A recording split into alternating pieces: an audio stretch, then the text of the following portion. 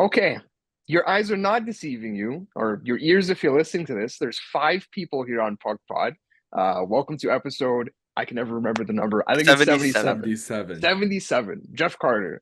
All right, DJ we've Oshie. got me. We, Whoa. whoa, what do you mean? Whoa, why are you saying whoa? That's your guy. Anyways, we got me, Christian. We've got Dave. We've got Brian. But we've got two other guys here. We have Brandon Brown and Aidan Cowling-McDonnell. Welcome to the pod, guys. Yeah, I'm gonna start off with you guys here. Just give us an intro, not your whole life story, but who are you guys outside of your name, and where are you guys from? How old are you guys? And yeah, just give us the basics. Yeah, absolutely. I mean, first off, I want to say thank you guys for having me here. It's a pleasure and an honor to join the team on the Puck Pod. My name's Brandon Brown. Like you said, I'm originally from Pickering, Ontario, so just outside of the GTA. And I'm currently a student alongside of Dave, Christian, and Aidan at Centennial College in the sports journalism program. So just working my way through that this year, trying to get into the media and see where things take me. Yeah, and my name's Aidan Cowling-McDonnell. Similar to Brandon, I'm in school with these guys, minus Brian. Yeah, I'm from Oshawa, Ontario. It's about an hour or so from Toronto. And Dave and Christian met with me last week. Said, we kind of want to bring some more guys in, and I couldn't have said yes faster. I've always been looking to get into podcasting, so like to join you guys and be able to talk hockey. Really looking forward to it. And yeah, I'm similar to Brandon, trying to work my way through grad school. But yeah, I'm really excited to join you guys. I Well, mean, listen, guys, thanks for coming. Yeah, Dave, yeah, we're take welcome over to here. have you, dude. But actually, we're welcome to have the both of you guys. It's been a long time coming, but changes are definitely going to be coming around on this channel for the podcast and all like of our other socials. So like stay tuned. Follow us on all of our socials on Twitter, on TikTok, on here if you're watching us or listening to us on Spotify.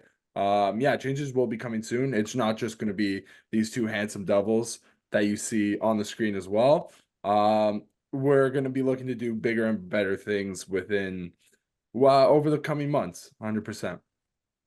Yeah, and so obviously we talk hockey here. We're going to continue to talk hockey. We're going to talk a little bit more about Brandon and Aidan first, in a hockey perspective.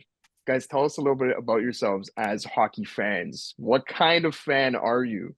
Are you pessimistic, optimistic, eye test, analytics? Do you have to watch the game alone? Are you superstitious? Who do you cheer for? That's a big one too.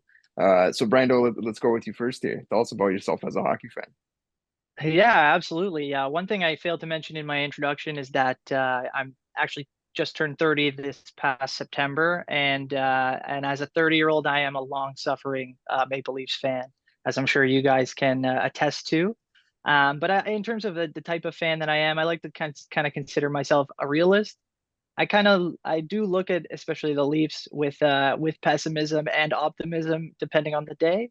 But I try to look at things from an objective lens, try to see things for what they are, without kind of getting too caught up in, the trending topics or what's going on social. You really have to pay attention to everything happening.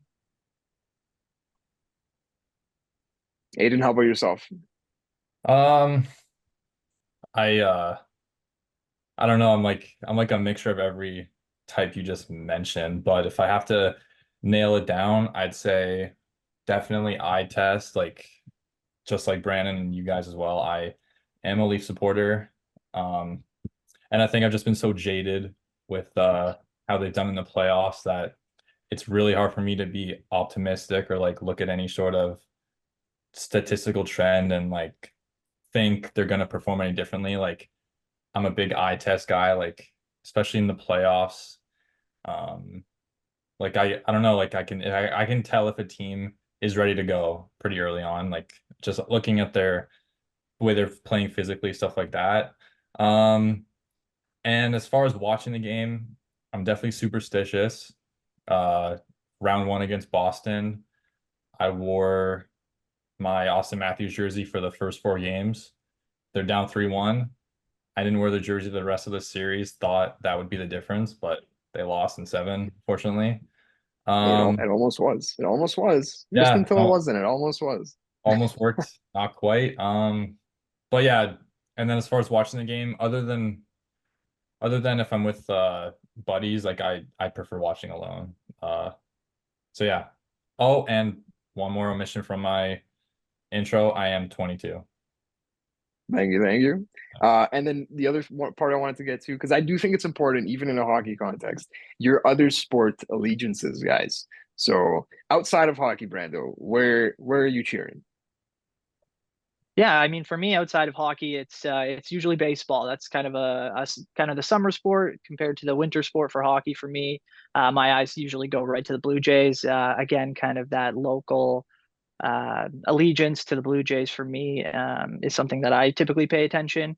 I do follow the Raptors quite a bit. I do love NBA basketball, specifically in the playoffs, where we're kind of right at the end of that now. And then I love to follow the NFL as well. I'm not a huge supporter of any specific team, but that local flavor, I'll keep up with the Bills. And they've got a great team going this year, so it's not too hard. Aidan, you got the spicy stuff here. Let's hear it.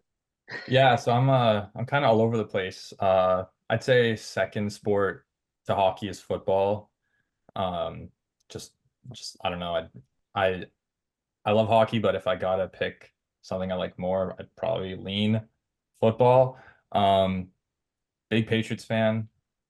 Obviously, whenever I say that, people's eyes roll. But I think karma's kind of coming back around on the past fans now. So I'd like the glory days are definitely a long way away. So yeah, I love football. And then basketball. This is another one where people are like, "Oh, what is wrong with this guy?" Big LeBron fan. I don't What is wrong with this brother? I don't support one specific team. Like I'm not a Raptors guy. Honestly, don't like the Raptors, if I'm being 100% honest. Big LeBron guy. Obviously, his career's coming to an end, so I'm not sure how much I'll be following the NBA once he retires. And then yeah, Jays guy. I'd say I'm a Jays guy. I mean, it's They kind of suck. it's kind of hard. It's kind of hard for me to get into baseball until like September, October. But yeah, I'll just say I'm a Jays guy, just for the Canadian, Just for the just bit, eh? just the Just Canadian. for Canadian content. Oh Yeah. yeah. I was Oh yeah. like, I was listening to Brandon. Okay, he didn't mention soccer. That's okay. Disappointed, but it's fine. Aiden said football. Yeah. My eyes lit up. I don't know if you guys saw. Then he said Patriots. Ah, Yeah, anyway, wrong. Yeah. wrong football. We're Matt, calling it listen, soccer in this city right now, Bri. We're can't call it footy anymore. I Yeah, do Listen, like I I do like football, just not a big avid supporter football. of the team. appreciate it. And, There and you I go, will there say, you if you guys have any tennis or golf questions, I'm a big golf and tennis guy. These guys know Big that. golf guy. So the individual sports, I'm all for that too. So I can pretty much toss it all over the place, I guess. Yeah, that's fair. And I asked that question because I do think, like, at least for me, cheering for the Leafs, I feel like it's influenced my decisions for who I cheer for in other sports. In Formula One, I've talked about Formula One on the pod with you guys. I cheer for Ferrari, and that wasn't my initial pick. I was more drawn to McLaren, but there was something about the story team that hasn't had a lot of success recently, that kind of sucked me in, and that's the Leafs profile, right? So I think Brando, you've got the local flavor. Me too. Like in the big sports, I cheer for Toronto teams. I don't really have a football team in the NFL because there is no Toronto team, so it's hard for me to pick. And then I don't know, Aidan, you can tell me. It feels like you like that big market team. You like the team that sucks up oxygen out of the room. That is the Leafs. That is the Patriots, I'd say. And LeBron is And like LeBron. the definition of Yeah. star power, right? So, like, am I right or wrong in saying that's what you gravitate towards if you have to like choose someone to cheer for? Definitely, yeah. I mean, I became a Patriots fan because I would always see my dad watching them on TV when I was younger. So I think I'm one of those guys that wants to see the big market teams do well. Like another team in the NFL, we'll throw out there is the Dallas Cowboys. I often say they're the Toronto Maple Leafs of the NFL. But It's true. Yeah. I'm one of the rare people, I'd say, like across football, that kind of wants the Cowboys to win. Like I kind of want them to go far in each year. I'm not a You fan. might If be they're the only going- person to, unless you're a Yeah. Cowboys fan. I'm not rooting for them to win the Super Bowl, but if they did, I wouldn't be up in arms about it. Like I like big market teams. I like The Glitz. the best players doing well. Love it. Love to hear That's that. fair. Big legacy guy here, Aidan. No, Yeah. I think that was great to talk about because it seems like we've got like a lot of differing opinions just from that little scoop of detail, right? Just who do we cheer for and how we go about cheering for them. Individual sports. Our other hockey teams here. hockey conversation, I'm sorry, Brian, but you're gonna get out. If you weren't outnumbered before on this pod, dude, you're getting outnumbered by it's a 4-1 margin right now. So Yeah, you guys couldn't bring on like a Sharks fan or like I don't know. There is actually a Sharks fan in Yeah. the class, right? Listen, we're all Leaf fans here except you, right? But let's start talking about teams that aren't the Leafs. Okay, there's this little thing going on called the Stanley Cup Finals. It's about to get underway on Saturday. Might have heard about it. It's the Florida Panthers versus the Edmonton Oilers. Two teams the Leafs not really fans of, or their fan base. But before we get into more Leaf context, let's talk some other teams here. Guys, did we see this finals coming? Florida versus Edmonton. Be honest with yourselves. Be honest with our viewers here. I did not see it coming. Maybe once playoffs started, I definitely had Florida on my radar early. But Edmonton, with the slow start, I wasn't buying in. I didn't really feel like the Woodcroft firing was necessary. Slowly, I became more of a believer, but I don't know if I ever had them as my favorite in the West. So let's go around the room here. Brando, what did you think about this final? When did you come to the realization this might be a final? Yeah, I think for me, I'm kind of in the same boat as you, Christian. Early on in the regular season, if you had told me specifically Edmonton, the way they were looking, that they were going to be in the Stanley Cup Finals, I probably would not have believed you without a huge change in not only their style of play, but I think their culture. And however Chris Knobloch's done that, I think he's done a great job.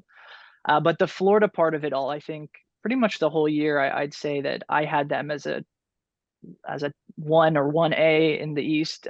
For me personally, it was Carolina. New York was played great in the Eastern Conference Finals as well. But Florida, I think you could see a path the entire regular season. So, and especially once we got to the playoffs and they started to play almost the exact same style of dominance that they had last year, it was almost like a matter of time before we saw them show up again in the Stanley Cup Finals. So, Aidan, how about yourself?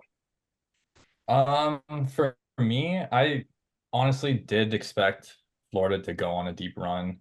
I just think if you're gonna build a playoff hockey team in 2024, I just think they're made of the right tools. Like on the back end forwards, I just think they're physical. Not only they're physical, but they're very skilled, like and clutch. Like just the amount of big time plays they made in this postseason, it just was very reminiscent of last year's. I just felt like they were destined to make it back here. Oilers, not so much. I did not expect them to make it this far. I thought Vancouver was going to win, and honestly, 5. Like I was very surprised just based on the lack of help McDavid and Draisaitl received like early on in the postseason. But now, like with the way they ended the conference finals, I'm kind of feeling like a team of destiny. Just like it's just mind-boggling to me that they could get outshot. What was it, 35-10, something like that, 35-10, and still win and eliminate the Dallas Stars. Now I'm kind of jumping on board thinking they're going to win the cup, and I guess I'm going to be that guy. Throw out a LeBron comparison. It took LeBron how long? 9, 10 years to win his first ring. We're in that same area for McDavid, so it's kind of feeling like it could be the year. So I was definitely surprised, but I'm looking forward to this matchup. Does that mean that Zach Hyman is Chris Bosch Oh, in this context? kind of. Yeah. Leon is D Wade. Yeah. And Leon's D Wade. Damn. Yeah, it has to be. That's kind of wild, man. Dude, maybe you're an undercover Oilers fan. Like I said, I just like the greats. Dave, what do you got? I mean, listen, I'd be remiss and sit here and say, "Oh, I predicted this final," because I didn't. I certainly had the Panthers. Though that was probably the team to beat in the East. I think anybody who really discredited them after the way that they played last year is kind of, I don't know. Everybody who thought that they'd fall off, like, look at where they are now. Like, they had the tools from last year. They started putting it together last year. That's the key. They put it together last year. Now the key's in the ignition and they're raring to go. Yeah, I mean, the other teams in the East, honestly, a lot of pretenders, and nobody can duplicate what Florida was doing. There was people that were close. I would say the Rangers probably were the closest this year, but man, when the Panthers guide you into a fight, you have to fight back. And the Rangers just didn't look like they had the time of day for the type of antics that Florida was pulling. And to jump into the finals, I personally I don't think the Oilers have that type of fortitude to take on a team like Florida. If I'm going to be honest here, as much as I would like to see McDavid end up winning, even though it's going to probably burn down half of Alberta if it happens, I honestly I think the Florida Panthers are going to cakewalk the Edmonton Oilers. I'm going to say Panthers in 5. I know we'll probably have predictions after, but I'm going to start it off with a hot take today, boys, because I've kind of doubted the Oilers for the past couple of series, and they've proved me wrong. Or actually, no, I knew that they were going to beat the fraudulent Canucks. Right? They were going to go. That was that your fraud versus fraud, and Yeah, just it the was less fraud versus fraudulent fraud. team one? Yeah, Okay. yeah. Listen, Okay. I'm gonna sit here and say the Oilers just haven't had that hard of a run to the finals. They beat in a lot of mid teams to make it here. The Kings are the most mid of all the mids.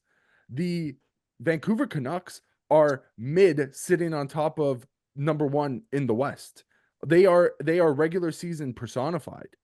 And finally, I feel bad because I really wanted the Dallas Stars to win. They're not mid. They're real. They'll be back.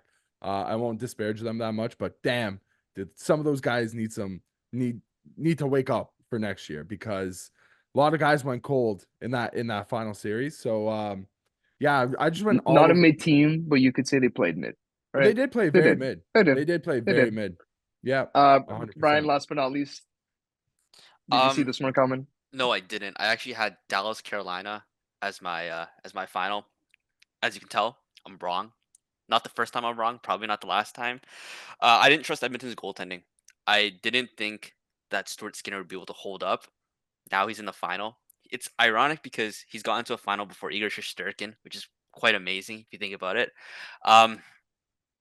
Yeah, in regards to Florida, they just copied and pasted what they did last year and added 20 goals to Sam Reinhart's like goal tally, and that's, you can't doubt them. They did it last year. It's not a bad formula. No, not at all. Yeah. I don't know. I find it interesting. I think I messaged it to you guys, but this is like geographically the most travel that the teams have to do. South Beach, Edmonton, quite far. Teams need to fly a lot. I think that will be a mental test or something that we need to consider, just because like teams might need to take 2-day breaks, or some teams might be checked out mentally, and I think that's going to add to what might be complex and what might be challenges in this series. But I do want to say this. This will also be a test if Barkov can actually shut down the best 2 players in the league. Round 1, shut down Kucherov. Round 2, I think if they played Boston, so he would have shut down Pasternak. Round 3, Panarin was a ghost. Does the storyline for this series will be if Barkov can shut down McDavid and Draisaitl? Shout out to 32 Thoughts. I do that a lot. 32 Thoughts gets a lot of shout outs, but they had a stat, Brian, that really proves that Barkov has shut down everyone he's played against. Paraphrasing, might be off on these numbers. I think he's played 135 minutes against all those star players that you've named throughout the playoffs, and they've only managed to score once on him. That's once. Once. Once. That might be a 5-on-5 number, but once. Do you know who it So, was, hey, Brian? so far, I'm so gonna- good. I don't even know. So gonna if you say remember, Kucherov. shout out to you. No, it I was don't know. Pasta in Okay. round 2. Okay. Yeah. So you see that one crazy. goal could have been Austin Matthews, but damn it. Okay. Like, Okay. I just want to stay on this topic just for one more sentence, or one more take. All those players are great, whatever. None of them are McDavid or Draisaitl. So Yeah. Yeah. I think that's that one's going down as not a hot take. Okay. I realized while you guys were talking that the hat I'm wearing is the perfect hat to wear this for this finals. It says Florida on it, but it's blue, orange, and white, the Oilers colors. So I don't know what possessed me to wear this hat. I telling you, I did not think about that beforehand. Anyways, just a random thing I noticed. Shout out Florida Gators as well. Yeah. Okay. So we've compared both teams here. I do want to compare this series, Florida versus Edmonton, to some of the past Stanley Cup Finals we had as of recent. I honestly think this might be one of the best series, at least looking forward to it, not looking back on whatever happens. But I really think it's a great final compared to what we've had as of recent. I honestly think this is the best final just in terms of two evenly matched teams going back to 2019, St. Louis and Boston. That one did go 7. So our last Stanley Cup final to go 7. Do you guys agree in that? Do you have any sort of cutoff line? Because just looking back, I feels like we had a clear underdog and favorite in a lot of these series. Until, like I said, that Boston and St. Louis one. Anybody disagree? Anybody got takes there? The one series that came to mind with me, where I'd say Florida, Edmonton, and this series 2 best in the last 5 or so years is Colorado and Tampa. I think on paper that was just a great matchup, and it ultimately delivered. So that was the first series that came to mind that could rival this one. I mean, for me, I that's think a good point. Go ahead, Brandon. yeah, I think that was the one that came up to me, if only because it seems like the matchup in terms of the strength that both teams have. You know, the Oilers are so powerful offensively, and Florida just grinds you down and has almost a different kind of power. Whereas I think when Colorado and Tampa Bay went at it, it was almost that same thing, where it was like that offensive juggernaut of Tampa Bay versus that kind of speed and strength of Colorado. So I really love that comparison. But for me, I think even going further back, like I don't know what the vibes are, but I'm getting like Vancouver, Boston, like that kind of. Maybe it was just because it was, Montreal went to the finals, but like because of COVID and everything, it just didn't have that similar level of kind of anticipation. Whereas like I can almost feel like that Canada US battle starting to brew. And even though Florida's not a original 6 power like Boston, they've been, near the top of the standings for a while, whereas Edmonton has great players, but is still kind of in their infancy in terms of being a really powerful playoff team. So I think that comparison works too. Dave, you had a thought? Yeah, no, 100%. The only thing, like, I don't disagree. I still, in my heart of hearts, feel like this is only going to last 5 games, which is unfortunate because like Stanley Cup Finals should always go past 6. I think Aid, you brought up a good point. The reason why you probably feel like the 2022 final has been the best in recent memory is because that's the only one that's gone past 5 games, right? All the other ones have I don't think there's been a sweep, but I think they've all been in 5 since 2019. So I think that's not an unfair point to bring up. For me personally, I think Florida knows the game plan. Their style of just wearing down teams, just it is absolutely killer. There's no fight back against that unless you're a team built to fight fire with fire, basically. And personally, I don't see Edmonton being able to fight fire with fire like that. Maybe they've got a lighter, but they're going up against a 5-alarm blaze, basically, right? Last year, let's also not forget how beat up Florida was. That is not the team that Florida's looking like right now. They look like a team still in the first round of a playoff series, basically. They look like they could run, I would say, another 2 to 3 series at a time. I'm not really giving, I'll be honest, I'm not really giving Edmonton much of a chance this final.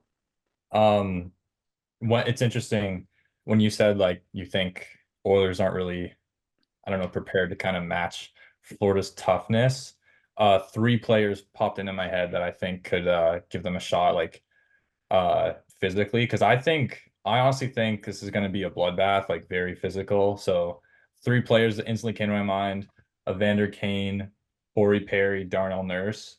I think those guys are going to be ready for Florida's physicality. And if I have a feeling Florida's going to try to get under McDavid's skin. I anticipate one of those guys would be right behind them, ready to defend if needed. I think For that's fair sure. to bring up.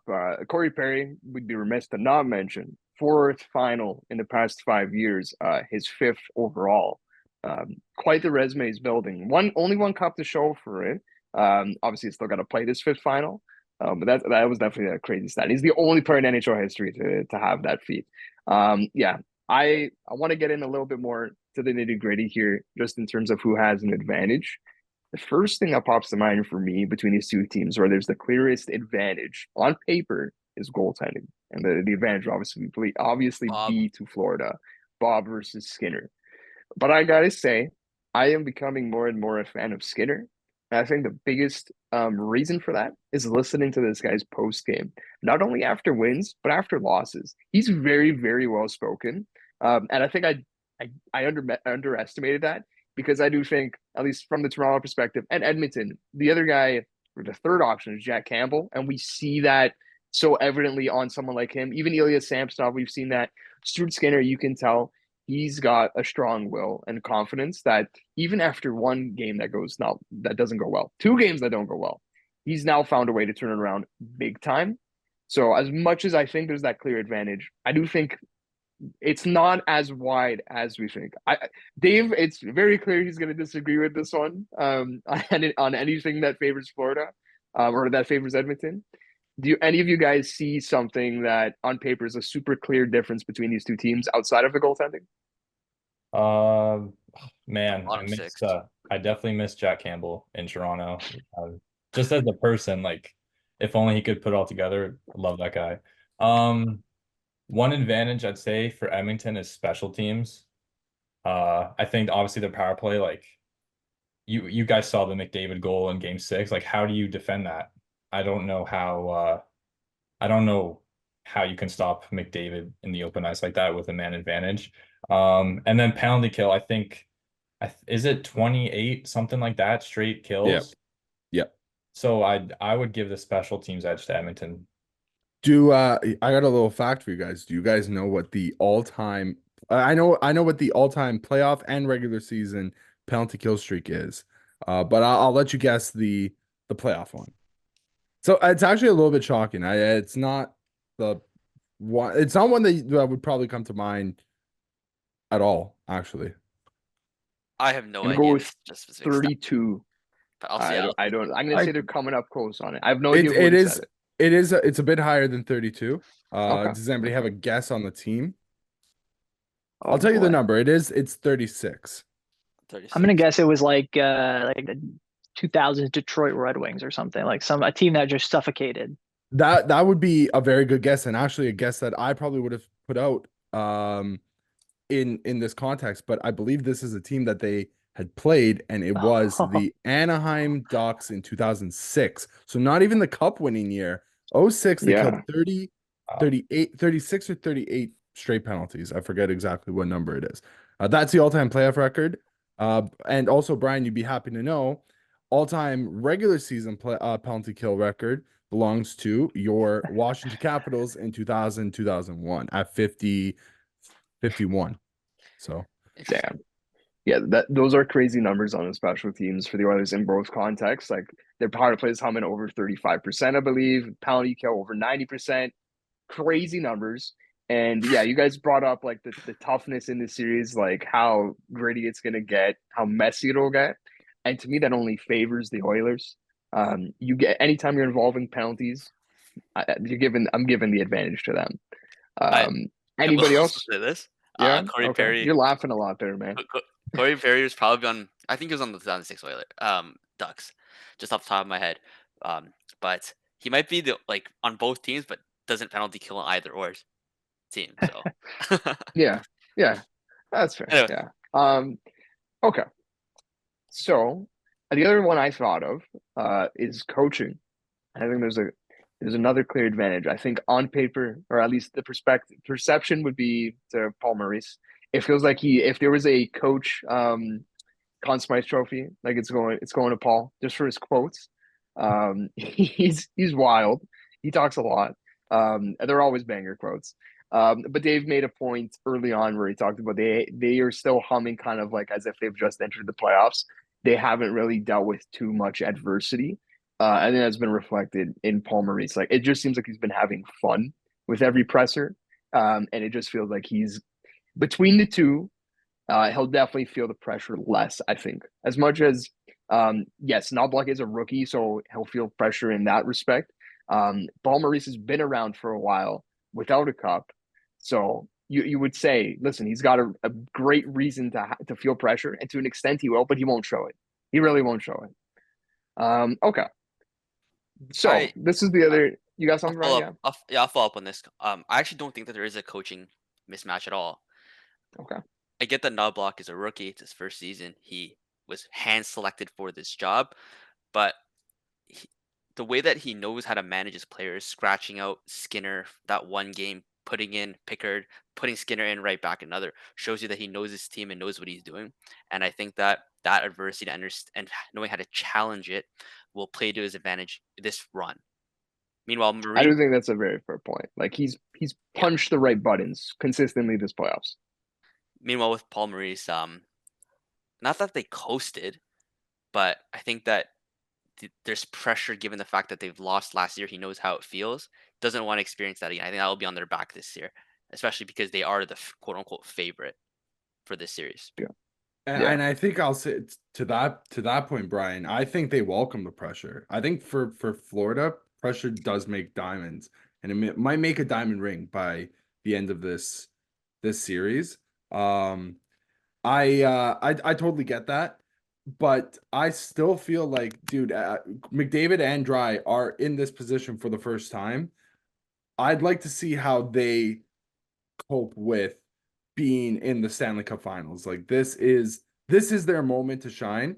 Like you said, the guys on Florida been there before. They know what it's like. They've been there and they kind of got stomped out like a bug. So they know what it's also like to kind of be the little guy in that type of situation. How does Dry, McDavid, and to another extent, guys like Hyman and Evander Kane, and I mean Corey Perry's been there before, but you go down that roster, Darnell Nurse, how are they going to react when the push has now become the shove? Like this is it, right? You're there. You're 4 wins away for both teams.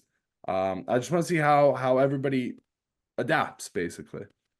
No, for sure. Definitely, this is maybe an advantage we didn't say. Star power, Oilers. They're getting that one for sure. Yeah. So I've got a little bit of trivia for you guys. It's with the context of the top 4 players from the 2014 NHL draft being in this series. And those are Ekblad, Aaron Ekblad, Sam Reinhart, Leon Draisaitl, and Sam Bennett. So I've got 4 trivia questions here. I'm going to ask this question to one person. So there's 4 of you guys here. And we're going to see how well you guys can match up these names. So there's one answer for each player and 4 questions. So there was not going to be any duplicate answers. So if I'm going to go clockwise here. If Brandon, I'm going to give him the first question. If he takes Ekblad, you can't take Ekblad. If you want to say, I think it's him, but you got to go with a different name. And we'll see how well you guys can match this up. Okay, so our first trivia question here for Brandon. Of the quartet, this player would make the best NFL kicker, considering he shot the puck over the net 86 times in his career. He can really put it between the irons. Who is this player? And he's done it 86 times in his career. Of the 4, Ekblad, Reinhart, Draisaitl, Bennett. Who are you taking?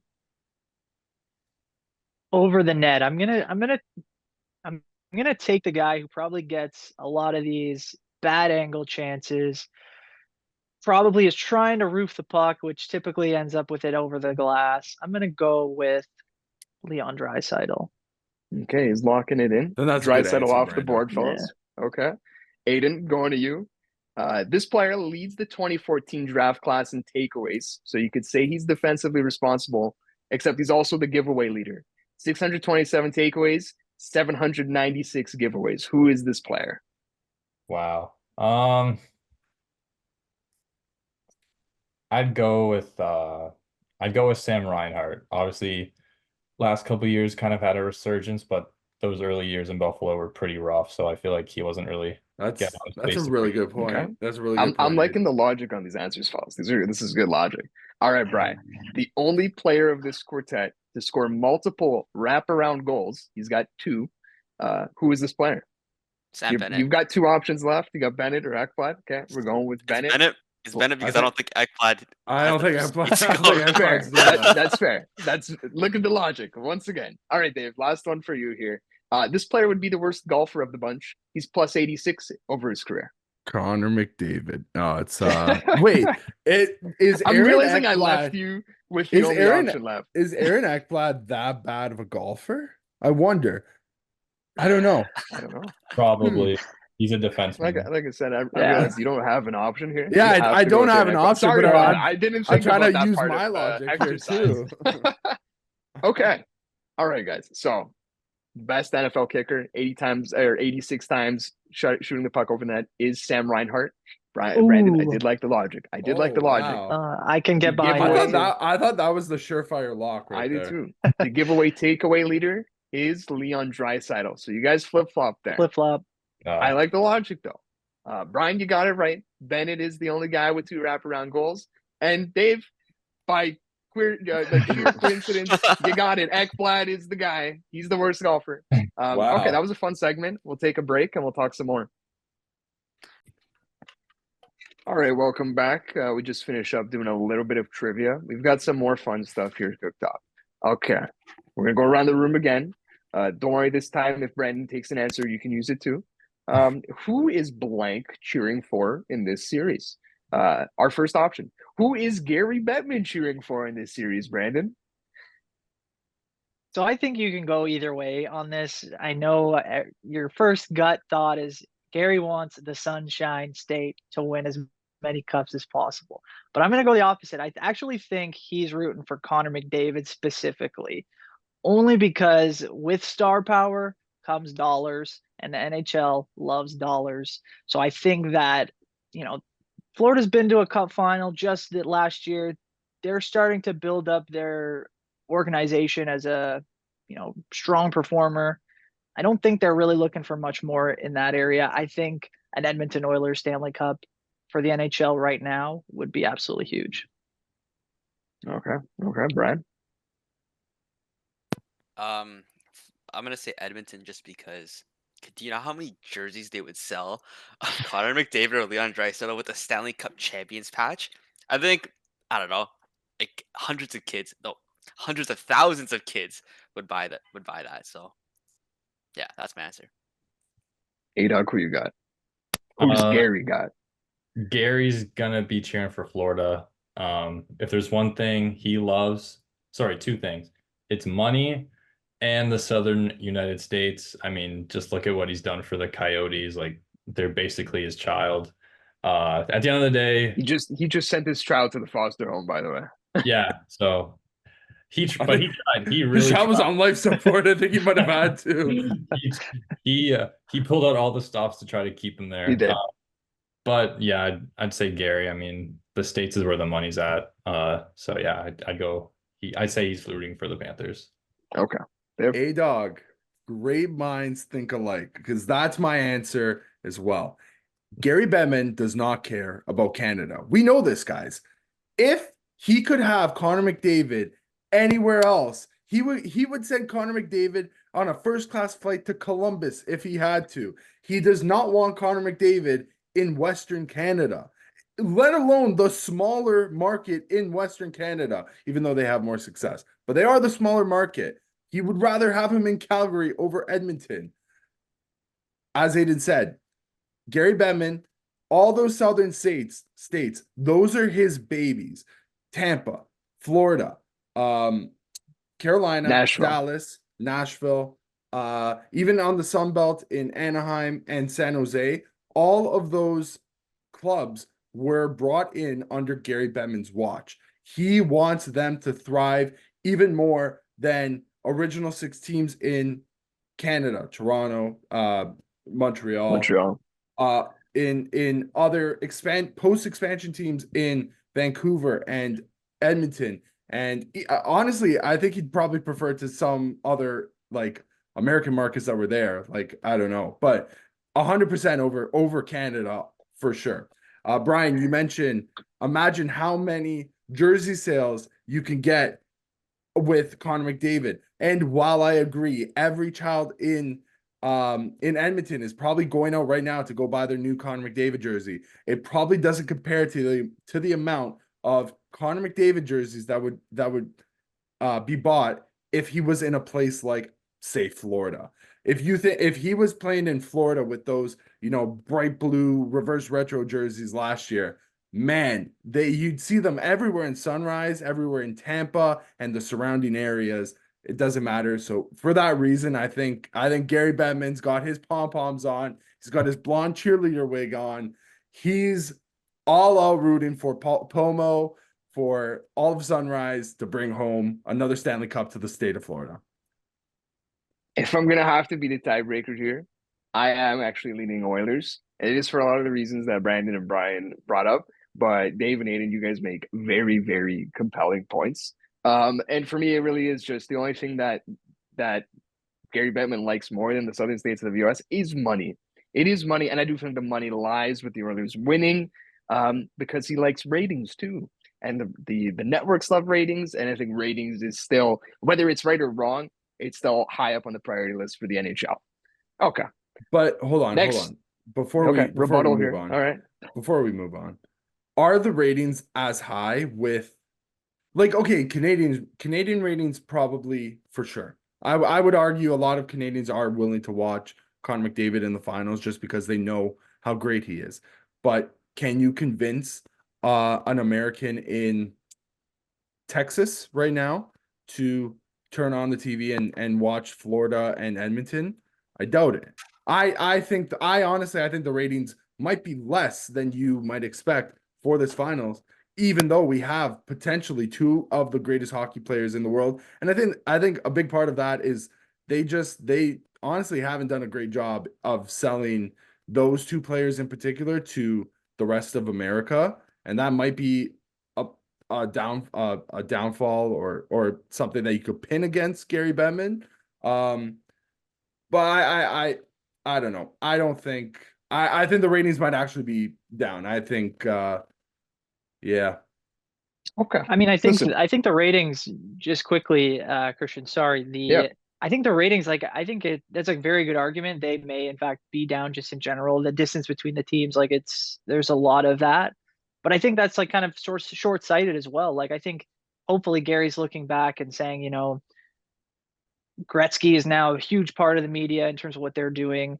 If you would be able next year to trot out Wayne Gretzky and have him interviewing Connor McDavid as, 2 greats, the great one and now the great now, and they're both champions, and the Edmonton would be going into next year is kind of the team to beat, and that wondering of legacy and where that's headed. I think for the NHL, I think they almost need that kind of star power to build them throughout the next 3-4 years. Good points, guys. We could rebuttal. We could do a whole podcast on just this one question. It is really good, and honestly, you guys touch on points that I was gonna make my next one. Who are you cheering for, in the context of the NHL's growth? What's a better winner to grow the NHL? I think we touched on a lot of the arguments in that answer too. So I'm gonna skip over that one. I'm gonna go to just our last one here. Who is Leafs Nation cheering for, guys? Okay. Bryan, if you want to talk from a Cavs fan perspective, by all means. But Leafs Nation, who do they want? Because Florida's really high on the list of teams that Leafs Nation doesn't like. The Oilers, I think, are really high on that list as well, though. Who ranks higher? Isn't there a stupid Boston Pizza commercial right now that's yeah, there is. There is. Support the other colors or something like that, or you nailed it on the head. Yeah, you nailed it on the head too, Bryan. 30 years. Yeah, it's stupid. That's my answer. The Oilers, just because that commercial, everybody's seen it. So okay, you're saying Leafs fans are cheering for Yes, Oilers? that's my answer. Okay. Leafs fans are Okay. specifically cheering for the Cavs Oilers. fan, do you think Cavs fans are cheering for Oilers too? I'm assuming, yeah. Yeah, I'm gonna say yes. Yeah. Okay. They knocked us Brando? out and they creamed us that year, so the Yeah. Panthers did so. No, but I think Brian makes a good point. Like when you lose to a team, or when you're so obviously inferior to a team, I think it makes it a little bit easier. Like I think with Florida, I think a lot of Leafs fans would look at Florida and say, they're a better team than us. We have the experience. We've lost to them. We're not quite there yet. And it kind of maybe softens the blow. We hate them, but it doesn't make it so difficult to believe. I think with the Oilers, it's that kind of conflict between It's an whether or ego not thing, you're right? someone who wants Yeah. Canada to have a Stanley Cup. You know, for me, that's something I would root for. But it's like, do you want to not have the Leafs be that team to break that curse, or do you want to have to go into next year with all the Oilers fans commenting on the Leafs suck because now the Oilers have a cup, right? So, I think it's definitely tough. It might vary very fan to fan, but I think you'd probably be more okay letting the Panthers win. They'll fall into obscurity at some point again, and next year it'll be the new chance for another, for the Leafs to be that Canadian team. I think even if the Oilers don't win, or if the Oilers do win the cup, or both results for the Oilers, win or lose in this series, they're going to be chirping Leafs fans. They just will. But yeah, Aidan, what do you got here? Pretty much what Brandon said exactly. I don't care about the 30-year cup drought for Canada. If I'm looking at it as a selfish Leafs fan, I want the Leafs to break that streak. So from a Leafs fan's perspective, totally okay with the Panthers winning. If the Oilers win, it's going to look really bad considering, there's just some guy named Zach Hyman on the Oilers who used to be a Leaf and now he's in Edmonton scoring 50 goals. So, I feel like Twitter for Leafs fans is going to be a nightmare if the Oilers pull this off. Last but not least, Dave. Am I the last one to talk? If it's I'll go briefly after you. Yeah. Yeah, if it's between the Panthers and the Oilers, I might also be able to speak for all Flames fans here as well. Give me the bomb. I would rather not be on this earth instead of one of those teams. Like this is quite literally dream scenario. Unless like the Boston Bruins also came in as like a secret third party. Triple threat match. Yeah, it's a triple threat match. Money in the bank. The Bruins are cashing it. Yeah. Oh my God, is that the Vancouver Canucks coming back? It's a fatal four-way. What's going on here? Give me death instead, actually. So and also shout out to the Flames fans who are also probably feeling the same way. Because not only are your biggest rivals in the final, but your potentially your franchise piece who left you free agency and dissed you is also in the finals as well. And also the guy that you picked 4th overall, Sam Bennett. Shout out to him, dude. Really lose. I thought Leafs fans had it bad. It's really really lose for Flames. Yeah, we should get a Flames fan on here. So see how they're feeling. Flames are 100% choosing option 3 there, Dave. Like death or like nuclear winter. Like that's the answer. Yeah, give me that. So let me ask you guys this: is this final like the potential outcome worse than Habs Bolts? No shot. No, yeah. Like the Habs is like top of the list. Like even if the Bruins win, it's not as bad. I don't think I think we have a win-lose in a Bolts Habs final. Yeah. At least like the Leafs lost to the Bolts that year. It was like, okay, that's fine. Yeah, we got to play that card again. They quite literally didn't have a 50-goal scorer that we let walk in free agency on their team. Like that's the biggest factor. Yeah, but it's also Connor Brown, question, also Cody CC, also Jack Campbell, Greg McKagan, the minors guys, really important piece. If Jack Campbell plays a single game in this final, I will know that the Leafs are officially cooked, dude. They're cooked. They're cursed. Put them on the barbecue. Take this team out of the city. Go send them to Hamilton. I don't know. Okay, speaking of cooked, let's wrap this up. The series preview. Dave, you're already cooking the Oilers. Just give us the answer again. Who are you taking in this? Panthers in. I'm gonna say Panthers in 5. I'll Okay. give Okay. the I Oilers thought a maybe glimmer. like all of our discussion might sway you a bit. Like you might upgrade to 6 games, but okay. Sticking No, I'll with your stand gut. on business. Sticking I'll with your stand on gut. business. Okay. Yeah. Yeah, that's fair. A-Dog? I've kind of been flip-flopping teams throughout this episode. Like I kind of started out with saying, Oilers team of destiny, but here I am as a Leafs supporter saying, it would be really, really bad if they did win. That's honestly how even I think the series is. Like it could go either way. I'm gonna say Oilers in 7, just based on they have the best player in the world, Connor McDavid. I think him and Draisaitl, they're gonna find a way to will this team to a cup. Brian? Oilers in 6. And my basis for this is that since I only went back to 2011, and since 2011, the team with the more star power has won the cup.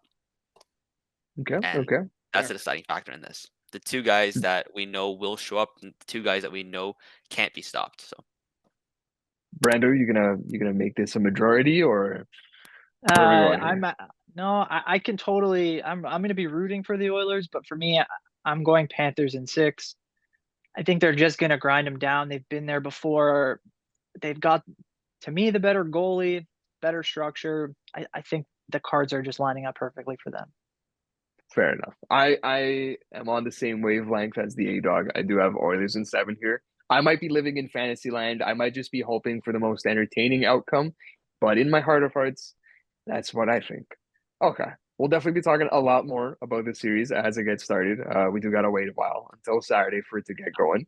In the meantime, let's talk about the two teams that aren't in the Stanley Cup Finals. They're back home. They've had some of their post season pressers now, getting their summers underway. The Rangers and Stars. Okay, so I think the biggest takeaway, at least that I had from these two teams losing, is what we learned about the goalies. I think that there's a tale of two tendies here. I think for Shesterkin, we learned that he was the best goalie in this playoffs. And I think for Jake Ottinger, there's a lot more question marks than I would have thought coming out of the playoffs. Anybody want to take either side of that coin?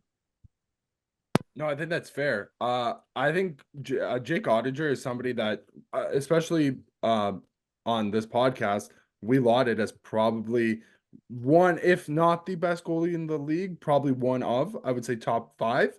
And he quickly turned into not top 5 material. He had his games where he looked awesome. Like he especially in the second round against the Avs, I thought he really held his own. He had to outduel Alexander Georgiev, which isn't the greatest of goaltenders, but it's still a very formidable foe. But he outplayed him by a mile, I would say. But in that series against the Oilers, while there wasn't as many goals as you'd probably expect in a series featuring the Edmonton Oilers, he just somehow found a way to be the second best goalie. So there are a lot of question marks around him, but Igor Shesterkin came just as advertised, I would say. I think that's not unfair. If the Rangers made it to the Cup Finals and they won the Cup, he is automatically their Conn Smythe pick. I don't think there could be really any debate about that.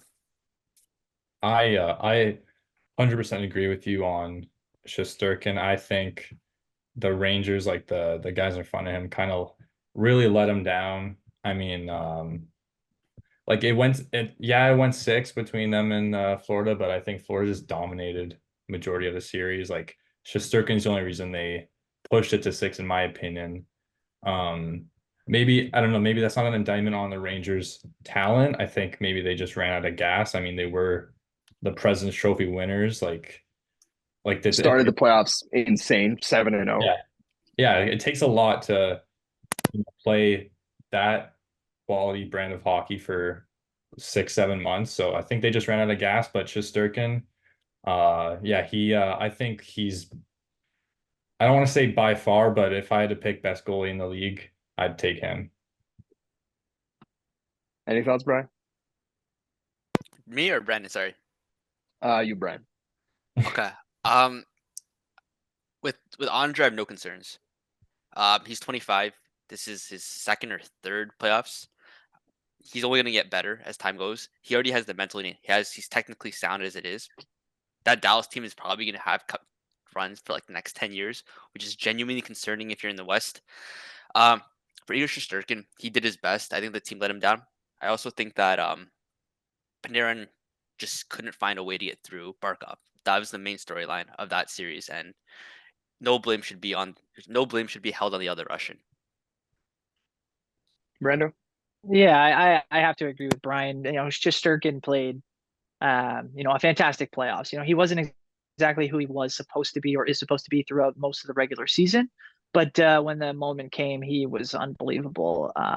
So I don't think we learned too much more about him other than the fact that he can go out, have a maybe not so terrific year, but dial in the playoffs. So the Rangers are probably very happy to hear that or to feel that. But Ottinger, I think we learned a little bit more about him, kind of the guy who, I don't have his numbers right in front of me, but I think he had a very good year in Dallas in terms of the regular season, really propelled them to where they were able to kind of get to the Western Conference Finals. But I do feel like there was an opportunity for him to kind of steal that series for Dallas. And not to say that every goalie has to be that kind of guy, but I think it's just yet to see if he's going to be that kind of guy who can, for 4 rounds, absolutely, take a team all the way without a stumble. So I think there are things to still see about him, but I still think he's a fantastic goalie. Like you guys said, he's definitely in the upper tier level of the league. All right, so it sounds like we're mostly in agreement on Shesty. We agree he's a top echelon goalie. There's a little bit more debate with Ottinger. I'm going to give some context with the numbers that Brandon was trying to think off the dome. I did bring them up here. We've got Ottinger in the regular season, a 905 save percentage, upped it up to a 915 in the postseason. Shesterkin, 913 in the regular season, got it all the way up to a 927. And I think that is important context because both guys elevated their game in the playoffs. I would say that. And my questions with Jake Ottinger aren't whether he's a good goaltender, it's whether he is a great goaltender. I think what we learned is that he's still susceptible to the one soft goal. It's something we've seen to a lesser extent with Frederik Andersen in Toronto. Carolina got a little bit of that this year. And I think with Ottinger, he's still trying to figure that out. You make a good point, Brian. He's only 25. Shesterkin is 28. There's room to grow there. There's no immediate rush, other than the fact that, well, the Stars are an aging team. So maybe there is an immediate rush. But yeah, I thought that was the two, I thought the goaltending is the biggest lessons we learned from these teams in the playoffs. Outside of that, I think we have to give our applause to Alexis Lafreniere and Wyatt Johnston. These guys were breakout players for their teams. And I think going into next year, the expectations are going to be sky high. If you had to choose between the two, who were you more impressed by? Wyatt Johnston. 100% it's Wyatt Johnston. Okay. I'm on team Wyatt Johnston as well. Is anybody else impressed by or who's on your team? Because both. They probably are the same. Are they the same answer for you, Dave, or no? If you've got different answers, let's hear it. I think impressed by Wyatt Johnston, but I really want to laugh on the Leafs. Okay. I'm going laugh for both. Whoa. Okay. Brando, who do you got? I think for me, I think I was more impressed by Lafreniere only because of the way that his kind of career has started. I think it was it was just great to see him make that jump this year. But I think Wyatt Johnston, the fact that at 21 years old, 32 goals this year, playing center for the Dallas, I think his career, if he takes a jump that Laf's taking, who knows where this guy could end up. Yeah. You make a great point, Brando, in terms of impressed relative to expectations or at least past performance. Lafreniere has made that bigger jump. Wyatt Johnston stepped into the NHL last year. Instant success, hasn't taken a step back at all. No sophomore slump for this guy. I am on team Wyatt Johnston. I just think there is, so maybe not the impressiveness with the relative to expectations, but impressed by the damn talent. Like, he's just silky smooth. What he does with the puck is magic. What he did with his last goal, I think it was game 5 against Edmonton. He had a tip in front of the net where he turned his stick over and it went from 2 inches off the ice to top shelf. It was a thing of dude. It was that. Did it not hit all 3? Like, it hit post, crossbar, post as well. Or it did maybe it was a circle, like it did a twist kind of. You know what I mean? Maybe, yeah, because he literally he turned his stick into a ramp, and that's crazy. in a split second. It was a crazy goal. Yeah, it's very Detsukian. And if we're gonna talk about young players on the Stars teams, I think it would also not be remiss without mentioning the next two in line. Like we saw glimpses of Logan Stankoven in this playoffs, and we saw a small little glimpse of Maverick Bourque as well. Like those are going to be the next three guys to take up the mantle for the Stars as well. Like led by Wyatt Johnston, who could potentially like be upstaged by Logan Stankoven like as early as next year. Like who knows? Like that guy. It's a good problem to have. It is That's a very not bad. good problem to That's have all right. as well. Yeah. Just one point about Laugh. The reason I'd say I'm more impressed by him right now, and I'd argue I would take him over Johnston right now for the future, is because he's kind of taken on the shins first couple seasons in the NHL. Obviously, first overall pick didn't like have the production or like breakout start many expected, but look at him, like he got through that, and now I think this is the start of he's really gonna excel. And Johnston hasn't really, like, obviously great start, but I kind of want to see him have a little adversity, like see how he bounces back from that, because Laugh, it was loud for a couple months or years in New York. Oh yeah. And I just think he's the guy who's going to just be scoring big time playoff goals for the next 10 years for them. Listen, So- my pet theory for like all of last year, and I think I brought it to the pod a couple times, was that there was a reasonable argument that the Rangers and Habs should trade 1-for-1 Slav for Laugh. I thought I could see this working out for both teams, and maybe I just like the name of Slav for Laugh, but like I was there like criticizing Laugh for his play, but damn, he's turned it around. Sorry, Brian, you had a thought? Yeah, I will pose this question out to everybody, especially to Rangers fans that are listening. Does the surgence of Alexis Lafreniere make Zibanejad expendable? Listen, I threw out an idea at Dave on the subway. I'm gonna save it, but I'll say maybe. I'll do that. A little bit of foreshadowing. Maybe. Yeah, no, it definitely Maybe. could. Yeah. And I'm a big Zibanejad guy. Huge Zibanejad guy. GGZ okay. bad. Let's go from the young players to quite literally the oldest player on the team. He's no longer on the team. We found out today that Joe Pavelski is officially retiring. We saw some teary-eyed interviews from a lot of the young guys, Wyatt Johnston, even some of the older guys, Tyler Seguin, I think, and Jamie Benn. He's calling it a career. Joe Pavelski at the age of 39. Listen, this guy's had a ton of success on an individual level. Hasn't really picked up any individual awards, but just consistent.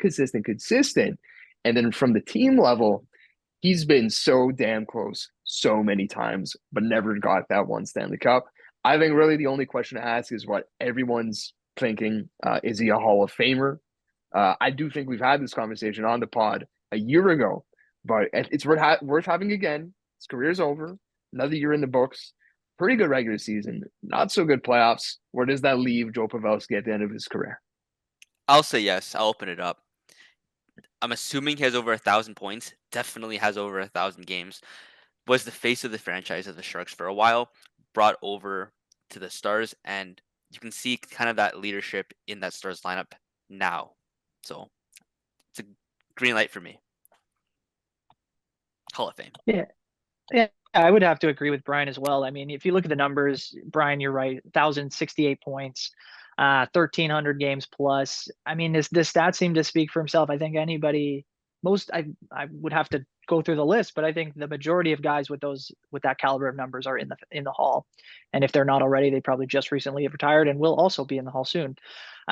So I think that his numbers stand. I think his team success, while he hasn't touched the Stanley Cup, he's been to a final. He's been around for enough time where I think he's got the respect. I don't see a world really where he isn't voted in. I guess I'll take up the next point here, dude. 476 regular season goals, but what's more impressive is his 74 postseason goals, which 74? 74 Whoa. postseason goals in 201 NHL playoff games. So that comes out to just under like a goal, like it's like one in just every 3 games. Yeah. It's just under a goal in every 3 games, which is crazy. Like those are great numbers. They got over an 82 game pace. That's more than I was going to say it's about 30 goals a game, just under 30 goals a game Yeah, 100%. over an And entire career. that's about his career average as well, is like about 30. Yeah. So 74 goals also is the most amount of goals. He's also played the most amount of games for active players, like up until he retired. So that would be since 2000, I believe 2003, 2003 or 2004. No, that would be the lockout year. So 2003, when he first came into the league. Now, does that make him a Hall of Famer? I think it does actually, because did they not just induct both of the twins recently?